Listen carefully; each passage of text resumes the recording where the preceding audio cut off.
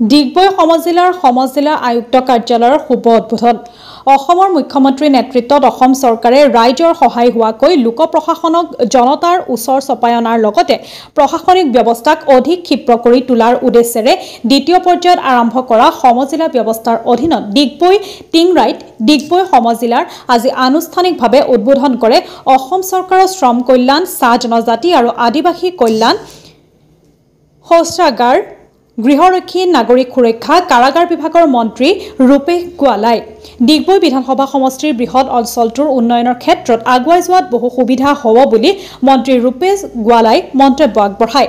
এই উদ্বোধন অনুষ্ঠানত উপস্থিত থাকে স্থানীয় বিধায়ক সুৰেন ফুকন, তিনিচুকীয়া জিলা পৰিষদৰ সভাপতি ভাদেশ্বৰ মৰাণ, মৰাণ সাহিত্য শাসিত পৰিষদৰ মুখ্য কাৰ্যবাহী বিষয়া অৰুণজ্যোতি মৰাণ, ভাৰতীয় জনতা পাৰ্টিৰ ৰাজ্যিক উপসভাপতি পুলক গোহাঁই, তিনিচুকীয়া জিলাৰ আয়ুক্ত স্বপ্নীল পাল, ডিগবৈ পৌৰসভাৰ পৌৰপতি সুদীপ্ত দত্ত চৌধুৰী, উপপৌৰপতি ডিম্পী সোণোৱাল, তিনিচুকীয়া জিলা ভাৰতীয় জনতা পাৰ্টিৰ বিষয়ববীয়া আৰু গণ্যমান্য ব্যক্তিসকল।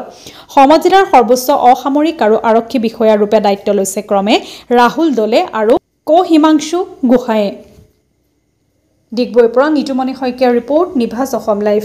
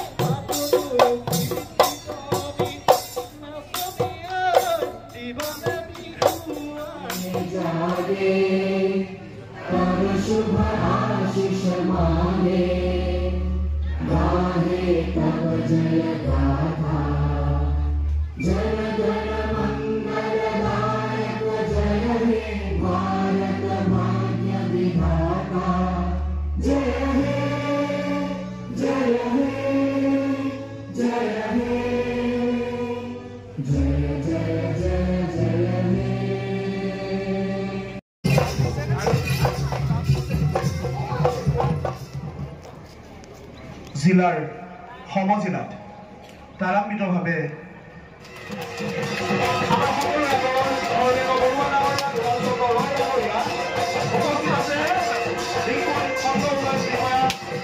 আদৰৰ মন্ত্ৰী চৰকাৰ শ্ৰী ৰূপেশ গোৱালাই আদৰি আনিছে। পুষ্পবৰ্ষণ আৰু লোকনৃত্যৰে এই আতিকেতক আমি আদৰি আনিছোঁ। পবিত্ৰ কৰমহলে আজি ডিগবৈ সমজিলা কাৰ্যালয় উদ্বোধন কৰা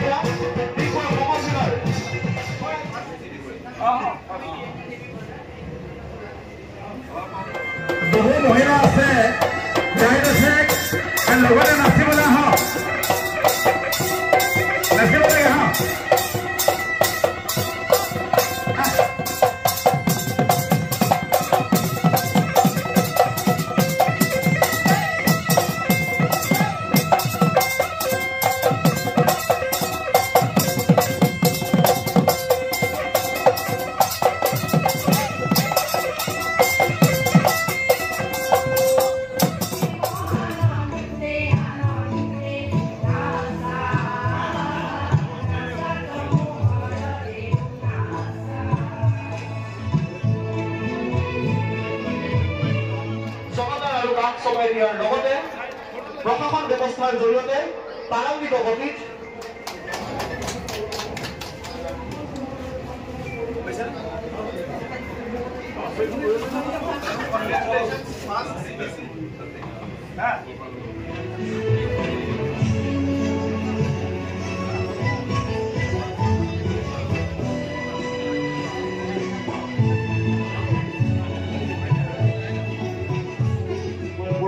সম্মানীয় পৌৰপতি সুদীপ্ত দত্ত চৌধুৰী ডাঙৰীয়া তেখেতক এপৰি প্ৰদান গামোচা ধৰি জনাবলৈ অনুৰোধ জনাইছোঁ।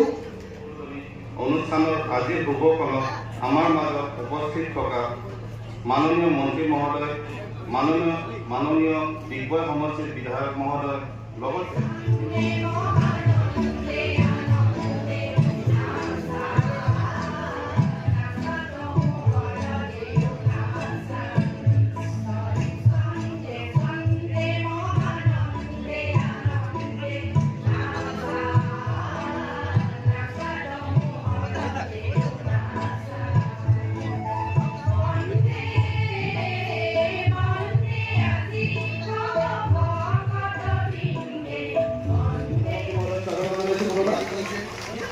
মাননীয় ডিগবৈ সমষ্টিৰ সন্মানীয় বিধায়ক মহোদয়কো আমি ডিগবৈ সমজিলা কাৰ্যালয়লৈ স্বপ্না বাইদেৱে এদিমুখে স্বাগতম জনাইছে। সকলোৰে আদৰৰ বিধায়ক মহোদয়ক ডাঙৰকৈ হাত চাপৰি আমি দিবলৈ অনুৰোধ জনাইছোঁ। আমাৰ মাজত উপস্থিত আছে তিনিচুকীয়া জিলা সন্মানীয় আয়ুক্ত সন্দীপ পাল ছাৰকো আমি পুনৰবাৰ এদিমুখে স্বাগতম জনাইছোঁ অনুষ্ঠানলৈ। আমাৰ মাজত উপস্থিত আছে আমাৰ ডিগবৈ সমজিলাৰ প্ৰথমজন সমজিলা আয়ুক্ত শ্ৰদ্ধা ৰাহুল দলে ছাৰকো আমি এটা মুখেৰে আমাৰ ডিগবৈ সমজিলালৈ স্বাগতম জনাইছোঁ।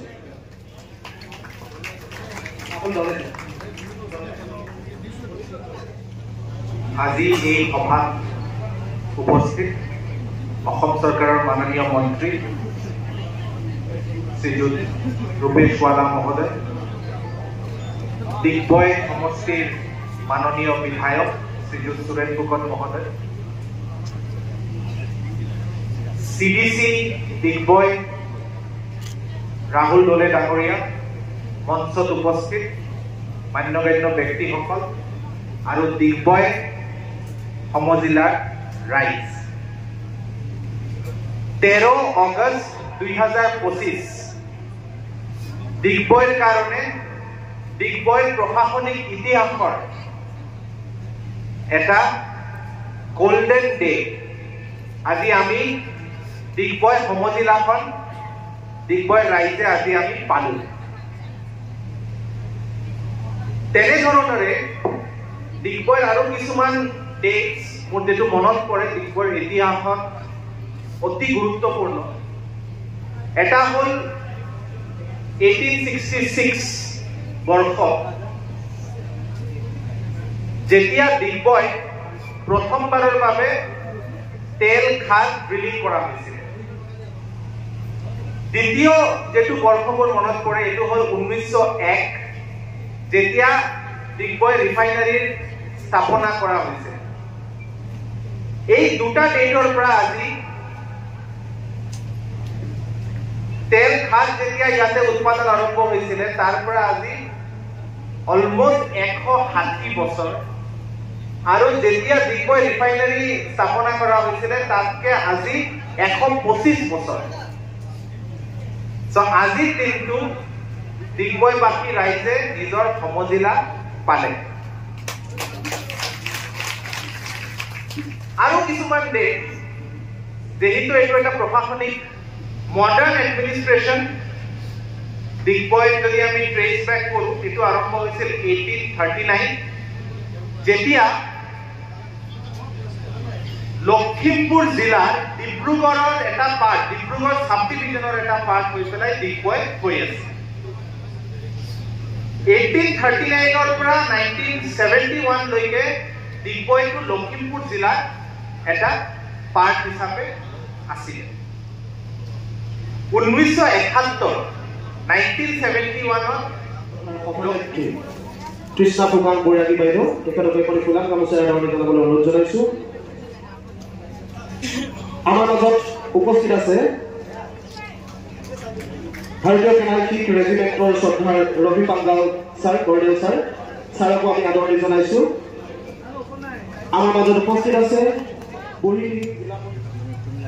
আয়ুক্তৰ কাৰ্যালয়ত আজি শুভ কাৰ্যভাৰ লোৱা এই পবিত্ৰ অনুষ্ঠানটিত উপস্থিত থকা কৰম শ্ৰদ্ধাৰ ৰাইজ, আমাৰ সকলোৰে আদৰৰ অসম চৰকাৰৰ দক্ষ কেবিনেট মন্ত্ৰী, ডুমডুমা সমষ্টিৰ জনপ্ৰিয় বিধায়ক মন্ত্ৰী ৰূপেশ গোৱালা ডাঙৰীয়া, আমাৰ মাজত উপস্থিত থকা আমাৰ সকলোৰে আদৰৰ তিনিচুকীয়া জিলাৰ আয়ুক্ত স্বপ্নীল বল ডাঙৰীয়া, নতুনকৈ সমজিলাৰ আয়ুক্ত আমাৰ ৰাহুল দলে ডাঙৰীয়া, আমাৰ ইয়াত উপস্থিত থকা মৰাণ অট'নমাছ কাউন্সিলৰ প্ৰশাসনিক সংস্কাৰৰ ক্ষেত্ৰত এক অনন্য পদক্ষেপ হাতত লৈছিল। প্ৰথম পৰ্যায়ত ইতিমধ্যে অসমৰ 39খন সমজিলা গঠন কৰি জনতালৈ সফল সেৱা আগবঢ়োৱাৰ পিছত নতুনকৈ আৰু 10খন সমজিলা ঘোষণা কৰিছিল।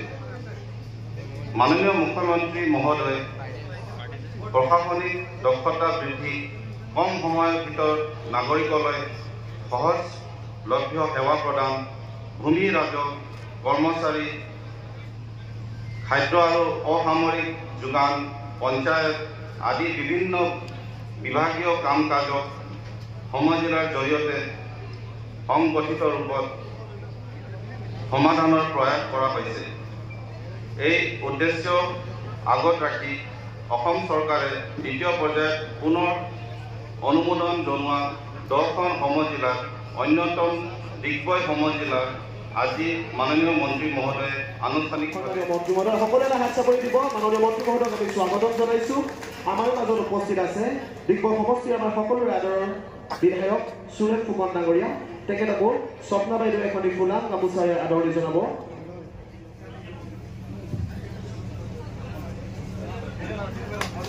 আমাৰ মাজত উপস্থিত আছে শ্ৰদ্ধাৰ তিনিচুকীয়া জিলাৰ আয়ুক্ত স্বপ্নীল পাল ডাঙৰীয়া, তেখেতক এখনি ফুলাম গামোচাৰে আদৰণি জনাব হিৰণ্য বৰুৱা বাইদেৱে।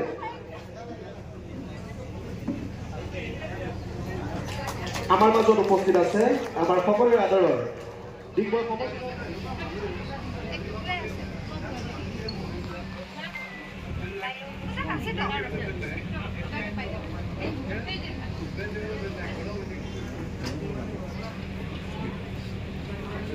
কেবিনেট মন্ত্ৰী শ্ৰী ৰূপেশ গোৱালা মহোদয়, মাননীয় ডিগবৈ সমষ্টিৰ বিধায়ক শ্ৰী সুৰেশ ফুকন মহোদয়, তিনিচুকীয়া জিলা পৰিষদৰ সন্মানীয় সভাপতি ভাস্কৰ মৰাণ ডাঙৰীয়া, প্ৰিয়ংকা বৰুৱাই এখনি ফুলাম গামোচা আদৰণি জনাইছে।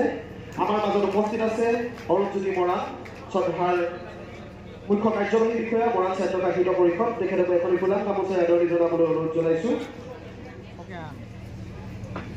এয়া দীপ্তি সোণোৱাল বাইদেৱে তেখেতক আদৰণি জনাইছে।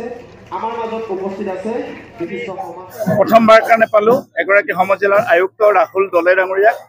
আৰু আমাৰ জিলাত পূৰ্বে 5টা সমষ্টি আছিলে, 5টা সমষ্টিৰ এজন আয়ুক্ত আছিলে, আৰু সেইকাৰণে আমাৰ কাম কাজ কৰা কিছু অসুবিধা হৈছিলে। আমাৰ যিমান প্ৰশাসনিক ব্যৱস্থাটো সমষ্টিকেন্দ্ৰিক কৰিছে, আৰু এই সমষ্টিতে এজন আয়ুক্ত থাকিব, এজন CTSP থাকিব, চাৰ্কুল অফিচাৰ থাকিব, ব্লক ডেভেলপমেণ্ট অফিচাৰ এগৰাকী থাকিব। মুঠতে গোটেই আমাৰ প্ৰশাসনিক ব্যৱস্থাটো যিমান আঁচনি আছে গ্ৰাম্যাঞ্চল, চাহ বাগিচা অঞ্চল, চহৰ নগৰ অঞ্চলটো সংকুচিত কৰি ৰাইজৰ সুবিধা হোৱাকৈ ইয়াতে নিৰ্মাণ কৰা হৈছে। তাৰে আজি মুকলি হ'ল, আৰু এই মুকলি অনুষ্ঠানত উপস্থিত থাকে অসম চৰকাৰৰ জনপ্ৰিয় মন্ত্ৰী ৰূপেশ গোৱালা ডাঙৰীয়া, আৰু ৰূপেশ গোৱালা ডাঙৰীয়া ইতিমধ্যেই মোৰ সৈতে আনুষ্ঠানিকভাৱে মুকলি কৰিলে, আৰু নতুন যি আয়ুক্ত আছে তেখেতক আমি আজি কাৰ্যভাৰ দায়িত্ব ল'লে তেখেতে, আৰু উপায়ুক্ত ডাঙৰীয়াও আছে ইয়াতে। তাতে খুব ভাল হৈছে, নাচ গান সমাহাৰ খুব ভাল হৈছে, আৰু অহা 15 আগষ্ট তাৰিখে 79তম স্বাধীনতা দিৱস ইয়াত উদযাপন কৰা হ'ব, আৰু সেই উদযাপনৰ অন্তত 10ৰ পৰা 12,000 লোক সমবেত হ'ব। বিভিন্ন গীত মাতেৰে দিনটো জোৰা কাৰ্যসূচী আছে, আৰু আপোনালোকৰ মাধ্যমেৰে সকলোকে আহ্বান জনাইছোঁ, সকলো দল সংগঠন বিভিন্ন জাতি জনগোষ্ঠী সকলোৱে আহক, কাৰণ এখন চৰকাৰী অনুষ্ঠান কোনো দলীয় অনুষ্ঠান নহয়। এই চৰকাৰী অনুষ্ঠান সকলোৱে ভাগ লওক আৰু ৭৯তম যি পবিত্ৰ স্বাধীনতা দিৱস একেলগে আমি উদযাপন কৰোঁ। ঐতিহাসিক দিন মাননীয় অসমৰ মুখ্যমন্ত্ৰী ডক্টৰ হিমন্ত বিশ্ব শৰ্মা ডাঙৰীয়াৰ নেতৃত্বত আজি ডিগবৈ ৰাইজে এক সমজিলা লাভ কৰিছে আৰু সমজিলা গঠনৰ প্ৰক্ৰিয়া যোৱা বছৰৰ পৰা আৰম্ভ হৈছিল। যোৱা বছৰ ৩৯খন সমজিলা আমি পাইছিলোঁ আৰু এই বছৰ 10খন সমজিলা আমি পাইছোঁ, তাৰ ভিতৰত ডিগবৈ অন্যতম। আৰু এই সমজিলা গঠনৰ পিছত ডিগবৈবাসী ৰাইজৰ প্ৰশাসনিক দিশত যথেষ্ট সুবিধা হ'ব। জিলা আয়ুক্ত কাৰ্যালয়ত হ'বলগীয়া কামবিলাকৰ ভিতৰত 80% কাম এতিয়াৰ পৰা ডিগবৈ সমষ্টিৰ ৰাইজে ডিগবৈ সমজিলাৰ কাৰ্যালয়তে কৰিব পাৰিব। গতিকে মই ভাবোঁ এই ৰিফৰ্মৰ যোগেদি ডিগবৈ সমষ্টি আগবঢ়াই নিয়াৰ ক্ষেত্ৰত যথেষ্ট সুবিধা হ'ব। ডিগবৈৰ যিকোনো কাম কাজৰ ক্ষেত্ৰত ক্ষিপ্ৰতা পাব, দ্ৰুত গতিত কাম কাজবিলাক আগবাঢ়ি যাব। ৰাইজৰো অহা যোৱা বা তিনিচুকীয়ালৈ গৈ কাম কাজ কৰাৰ যিখিনি বিভিন্ন সময়ত সমস্যাবিলাক আছিল সেইবিলাক দূৰ হ'ব বুলি মই ভাবোঁ। গতিকে ডিগবৈ সমষ্টিৰ ৰাইজক মই বহুত শুভেচ্ছা আৰু অভিনন্দন জনাইছোঁ।